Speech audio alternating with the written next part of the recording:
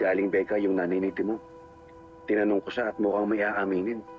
Dumating naman to si Hazel. Ay, sayang. Kaya nga eh.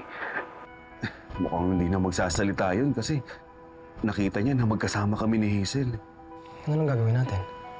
Hindi, ganito na lang. Puntahan mo si Timo. Sabihin mo, nakahanda tayong tumulong sa kanya. Basta sasabihin niya lang lahat ng inuutos sa kanya ni Hazel. Sige tayo.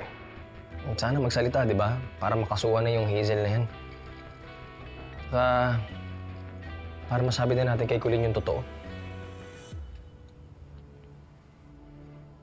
Anong totoo?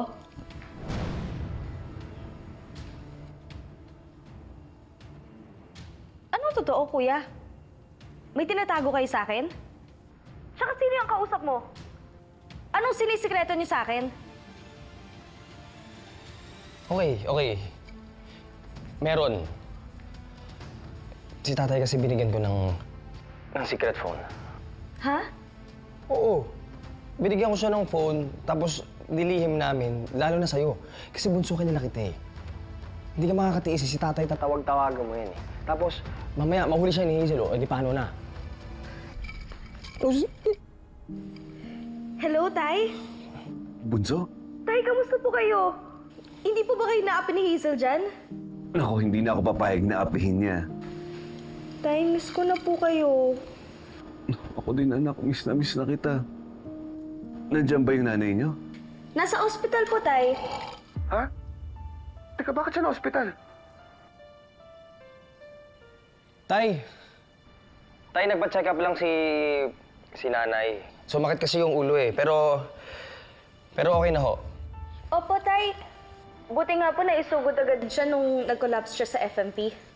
Nag-collapse si nanay niyo? Siyempre, bakit di mo sinabi sa akin? Tay, na out of balance lang si nanay. Buti nga ho si Tito Noah nandun sa office nung nangyari, na isugod agad si nanay sa ospital. Kasama niya si Noah?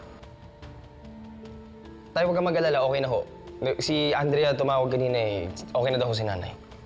O sige na anak, basta pag yung mga ganitong bagay, sabihin mo agad sa akin ha.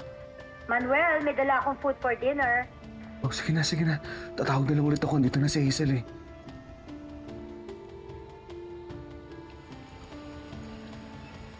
Tama yung bibig mo. Di ba pahamak? Eh, bakit ba ayaw mo malaman ni tatay yung totoong nangyari? Bunso, si tatay kasi madami nang iniisip eh. Huwag na natin dagdagan. Mag-aalala pa yun.